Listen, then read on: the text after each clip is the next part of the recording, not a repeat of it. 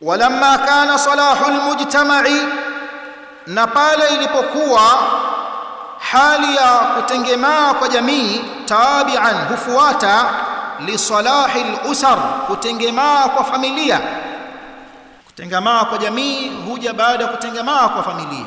Familia na familia na familia, jamii hujenga jamii. Wa kana tarabutul mujtama'i, na ikawa ile hali ya mshikamano wa jamii, natijan, hali hiyo imezalikana min tarabutul usar, kutokamana na kushikamana kwa familia. Wa saadatul usar, na maisha mazuri ya familia, marbutatan, yamefungamanishwa bizawaji, na ndoa. Ihtamma alislamu biamri zawaji, ndio maana pia Uislamu sasa ukatilia pia umuhimu jambo la ndoa, ihtimaman adhima, umuhimu mkubwa kabisa. Uislamu umeitazama ndoa kwa jicho pevu kabisa.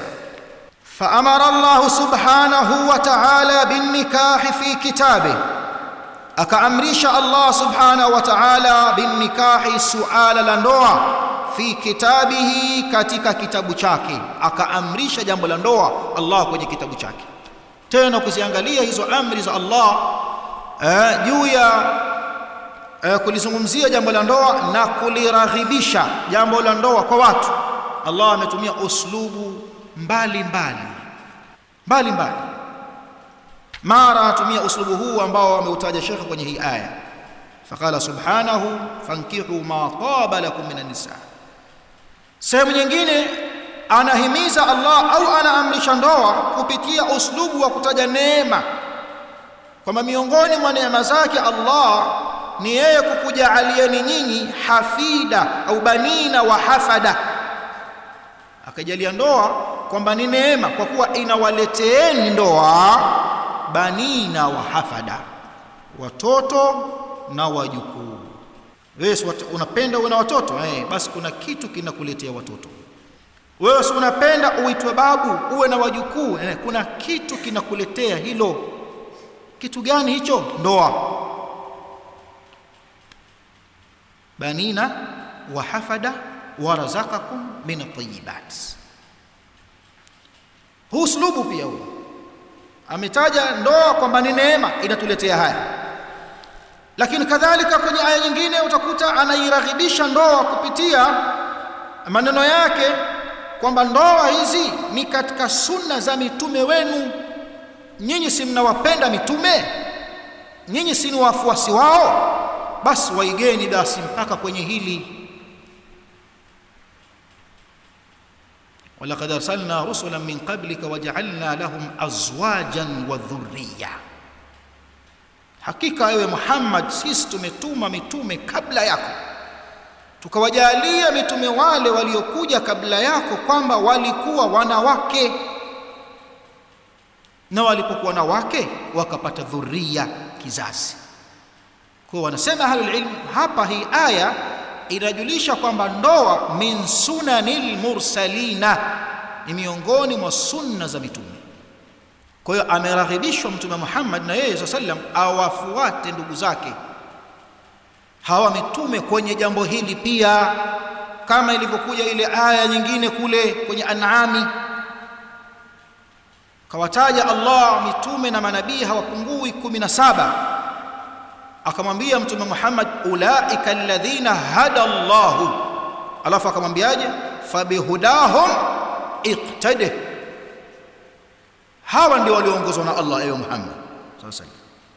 Hawa ndio walioongozwa na Allah, na miongoni mwa yale ambao kwamba wameongozwa kwayo kuoa, tuliwajalia wake hawa na watoto. Fabihudahum iqtadi, iga muongozo wao, fuata, pita kwenye nyenendo zao. Harun alikuwa ana madevu alayhi salatu wassalam, alikuwa na ndevu. Aya imetuambia kwenye Qur'an kwamba Harun alikuwa na ndevu. ya ibna umma la ta'khudh bi lihyati wala bi ra'si inni khashitu an taqula farraqta bayna bani Israil wa lam tarqub qawli, usinivute ndevu zangu ewe mtoto wa mama, kwamba ala, kumbe alikuwa na ndevu. Aya inasema fabihudahum iqtadi, iga mwongozo wao, na yeye akaachia ndevu alayhi salatu wasallam. Kwa kama walikuwa na wake na watoto, hiyo ni sunna yao. Allah analiraghibisha jambo la ndoa kupitia pia lugha hiyo, bali ameliraghibisha jambo la ndoa kwenye Qur'an subhanahu wa ta'ala pale aliposema wa ankihul ayama minkum katika suratul nur was-salihin min ibadikum wa imaikum in yakunu fuqara yughnihimullahu min fadli. Waozesheni al-ayama, wale wajane miongoni mwenu ambao hawajaoa. Miongoni mwenu ninyi Waislamu watu huru waungwana. Wasalihina, pia na wale wema, min ibadikum, miongoni mwa watumwa wenu. Nyinyi waungwana, waozesheni waungwana, waozesheni pia watwana. Wasalihina min ibadikum, na wema katika watwana wenu, wa imaikum, na vijakazi vyenu waozesheni. In yakunu fuqaraa, kama watakuwa ni mafakiri wana sita kuliendea jambo la ndoa, yughnihimullahu min fadli, Allah ametoa ahadi ya kwamba atawatajirisha, atawafadhilisha katika fadhila zake. Wallahu wasi'un alim, ahadi. Kwa hiyo ameiraghibisha ndoa pia kupitia ahadi kwamba yeye ndiye anayedhamini jambo la wanandoa, yeye ndiye mdhamini. Na katika hadithi aliyopokea al-Imam Tirmidhi kutoka kwa Abu Huraira radhiyallahu anhu, anasema Mtume sallallahu alayhi wasallam, thalathatun haqqun ala Allahi aunuhum, watu wa aina tatu ni uwajibu aliojiwekea Allah ya kwamba atawapa al-aun, atawaauni, atawasaidia. Katika hao an-nakih alladhi yuridu al-afaf, anayeoa kwa lengo la kujichunga na kujizuia na machafu. Kwa nini unaoa? Najizuilia na haramu. Allah ameharamisha zina, mimi nataka halali ya kumridhisha Allah subhanahu wa ta'ala. Kwa nini unaoa? Nataka nipate watoto ili nitimize fahari ya Mtume sallallahu alaihi wasallam, ajifakharishe juu ya wingi wa umma siku ya kiyama. Kwa nini unaoa? Allah amesema fankihu ma taba lakum min nisa. Kwa anayeoa kwa lengo la al-afaf, huyu atasaidiwa na Allah. Na Allah amesema, Mtume amesema haqqun ala Allah, ni uwajibu aliojiwekea Allah yeye mwenyewe. Ya Allah, mnafahamu kama anajiwekea mambo ya wajibu, anajiwajibishia yeye mwenyewe. Wa kumwajibishia katika makhluqat hayupo na hatakuwepo, lakini yeye anajiwajibishia yeye mwenyewe katika nafsi yake, kama ambavyo yeye anajiharamishia katika nafsi yake. Yako mambo kajiharamishia, haya ni haramu mimi kuyafanya, yeye mwenyewe subhanahu wa ta'ala, kama vile dhulma. Inni haramtu dhulma ala nafsi waja'altuhu bainakum muharrama, nimeiharamisha dhulma juu ya nafsi yangu na nimeijalia dhulma baina yenu pia kuwa ni haramu. Fala tadhalamu, msidhulumiane, mimi nimejiharamishia dhulma. Wama rabbuka bidhallamin lil'abid, la yadhlimu rabbuka ahada, Mola wako hamdhulumu yeyote. Kwa hiyo anajiharamishia, anajiwajibishia kwenye Qur'an na katika hadithi. Allah anasema wa kana haqqan alaina nasrul mu'minin, ni wajibu juu yetu kuwanusuru waumini, ni jambo la wajibu juu yetu kuwanusuru waumini. Na hii hadithi anasema haqqun ala Allah, manake ni wajibun alayhi. Uwajibu huo kawajibishiwa na nani? Kajiwajibishia yeye mwenyewe, tafaddulan minhu wa ihsana, ni kwa fadhila na ihsani zake yeye subhanahu wa ta'ala, kwamba atamsaidia atakayeoa kwa lengo la kujizuia na haram. Faamara Allah subhanahu wa ta'ala bin nikah fi kitabihi, Allah ameamrisha ndoa katika kitabu chake kwa sigha tofauti na namna mbalimbali kama mlivyosikia. Faqala subhanahu, akasema subhanahu wa ta'ala, fankihu ma taba lakum minan nisa, oeni ma taba lakum, wale mtakaowapenda, watakaokuwa wazuri kwenu nyinyi, minan nisai, miongoni mwa wanawake. Oweni mathna, wawili wawili, wa thulatha, na watatu watatu, wa rubaa, na wanne wanne. Hapa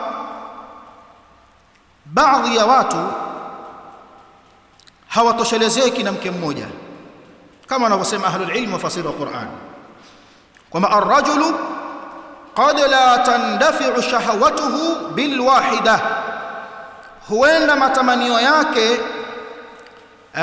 asiweze kuyakidhi kwa mwanamke mmoja. Fa ubiha lahu wahida ba'da wahida, akahalalishiwa mmoja baada ya mwingine mpaka wanne. Lianna fil arba'i ghunyatan likulli ahad, kwa sababu kwa wanne kuna hali ya kutoshelezeka kwa kila mmoja. Wanasema illa nadr, isipokuwa nadra, yani nadra kwamba huyu mtu hata wanne hawamtoshi, kama alivyosema baadhi ya wafasiri, isipokuwa nadra, lakini kila mwanamume hutosheka na wanawake wanne. Na wala watu wasije kufahamu kama walivyoelewa baadhi ya watu wengine kwamba hapa mathna wawili, wa thulatha ongeza watatu ni watano, wa rubaa watano ongeza wanne ni 9. Kuna watu wanasema haya maneno. Juzi nilikuwa na akhi wangu mmoja maeneo fulani kule Zanzibar, sehemu ya risk tunakula. Akaja rafiki yake mmoja akamwambia, bwana ongeza. Akamwambia wanne wanatosha. Wanne sio wanne bwana, kaisome vizuri ile aya, sio wanne, hamjaelewa. Namsikia anamwambia yule bwana, alimwambia huyo sahiba wangu, hamjaelewa, tafuta wanawazuoni wakuchambulie, sio wanne. Basi kama na mtu anazungumza kwa upeo wake, kaachana naye. Lakini kumbe hii ni akida wako nayo baadhi ya watu kwenye mioyo yao, kama ambavyo kama tutaona hapo baadhi ya maelezo ya wanawazuoni. Al-Imam al-Qurtubi rahimahullah anasema hivi: i'lam anna hadha al-adad, elewa kwamba idadi hii mathna wa thulatha wa ruba' la yadullu ala ibahati 9. Idadi hii wawili, watatu, wanne haijulishi juu ya uhalali wa kuwaoa wanawake 9, kama qalahu man ba'da fahamuhu 'anil kitabi was sunnah, kama ambavyo amelisema hili yule ambaye ufahamu wake umeenda mbali kabisa kukifahamu kitabu cha Allah na sunna za mtume sallallahu alaihi wasallam. Wa a'rada amma kana alayhi salafu hadhihi al-umma, akayapuzia yale waliokuwa nayo wema waliotangulia wa umma huu, akaenda nao kinyume.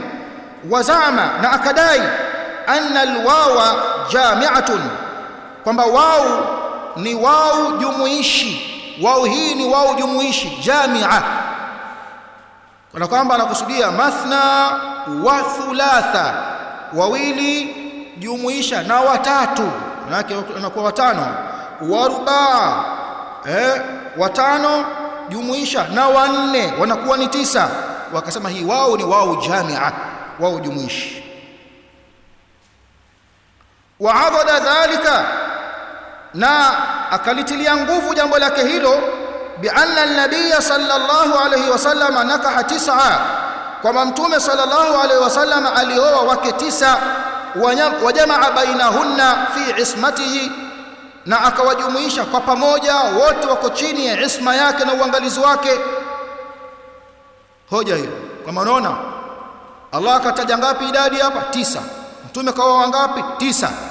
Na aya nyingine zinasemaje? Laqad kana lakum fi rasulillahi uswatun hasana, mmepata ruwaza njema na mfano mwema kwa mtume wa Allah ya kuiga, muigeni mtume. Anakusanya hii, anachukua na ile, anajumlisha na ile, anatoa jawabu lake.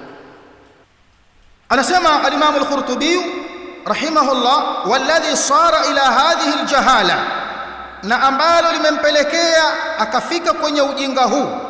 Waqala hadhihi al-maqala, na akasema maneno haya, aliyesema haya maneno, aliyefika kwenye ujinga huu, ar-Rafidha, ni mashia wa baadhi ahli adh-dhahir, na baadhi ya ahli adh-dhahir ja'alu mathna mithla ithnain, ukajalia mathna maana yake ni mfano wa mbili, wakadhalika thalath wa ruba, akazijumlisha hivyo zikawa 9. wa hadha kulluhu jahlun bil lisani wa sunna, na huku kote ni mtu kutokufahamu lugha na kutokuzifahamu sunna, na ni kwenda kinyume li ijma'il umma, na makubaliano ya umma wa Muhammad sallallahu alayhi wasallam. idh la yusma an ahadi min as-sahaba, haikuwahi kusikiwa kutoka kwa sahaba yoyote, wala tabi'in, wala tabi'ina yoyote, mmoja katika matabi'in, annahu jamaa fi ismatihi akthara min 4, kwamba amekusanya katika isma yake na chini yake wanawake zaidi ya wanawake 4. Haijawahipo kusikiwa habari hii, haijawahipo.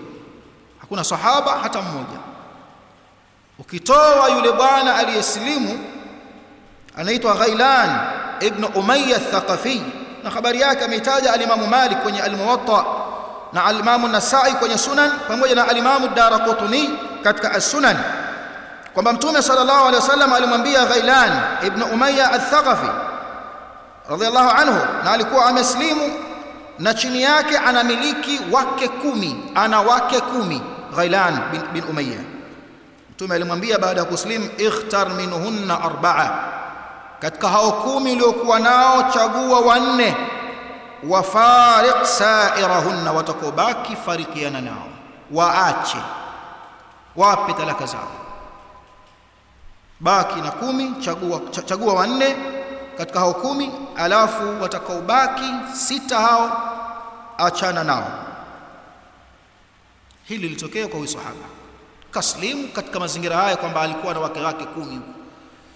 Uislamu haukumkubalia aingie na 10. Ikiwa hakuna budi basi abaki na idadi aliyotaja Allah tabaraka taala ya wake 4. Alafu al-Imam al-Qurtubi akawakosoa hawa kilugha kwamba hata lugha ya kusema mathna wa thulatha wa rubaa kwamba inakusudia 2 ongeza 3 ongeza 4, kwamba ina maana kwamba ni wake 9. Hakuna Kiarabu kama hicho katika lugha ya Kiarabu. Waarabu wanakataa lugha kama hiyo, wanamkatalia, hawapendi kumsikia mtu akisema mathalan a'ti fulanan 4, mpe fulani 4, 6, mpe 6, mpe 8, bali wanasema 18, 18. Waarabu wanasema hivyo. Yale matumizi ya kilugha ya Kiarabu ni nadra kumwambia mtu wewe mpe huyu 4, mpe 6, mpe 8. Wanasema mpe 18, mpe 18. Ndio matumizi ya lugha ilivyokuja. Haijawahipo kusikia Waarabu wakasema kinyume na haya. Na ndio maana wanazuoni, kwa mtu ambaye anajitoa ufahamu, ameshaelewa kusudio la Allah, lakini anataka kuendana na matamanio yake, kwamba hapo 9 bwana, kwa sababu ana matamanio yake mwenyewe kaejenga, kuna hukumu kwake yeye mtu kama huyu. Al-Imam Malik na al-Imam Shafi'i rahmatullahi alayhima wanaonelea atakayeoa 5 ilhali anao wake 4 apigwe mijeledi ikiwa anajua anachokifanya, mijeledi ya mtu mzinifu. Na al-Imam Zuhri anasema asome mijeledi kama anajua anachokifanya, amejitia umajununi asiokuwa nao ili afaidi ulimwengu, yurjamu, apigwe mawe in kana alim, ikiwa anafahamu haya maana. Wa in kana jahila, na ikiwa hakuwa akifahamu, ni jahili, hajui taratibu za dini, amesoma Qur'ani hakuielewa, fa alayhi adna al-haddain, apigwe katika zile hadi 2 za mzinifu, ile hadi yenye nafuu, kwa kuwa alikuwa ni jahil, hajui huyu, apigwe mijeledi 100, pigwe bakora 100. Na yule mwanamke wa 5 ataachanishwa naye, mahari aliyompa atapewa yule mwanamke, alafu wanafarikishwa, hawakutanishwi hawa milele. Hii ndio hukumu ya Kiislamu kwa watu kama hawa.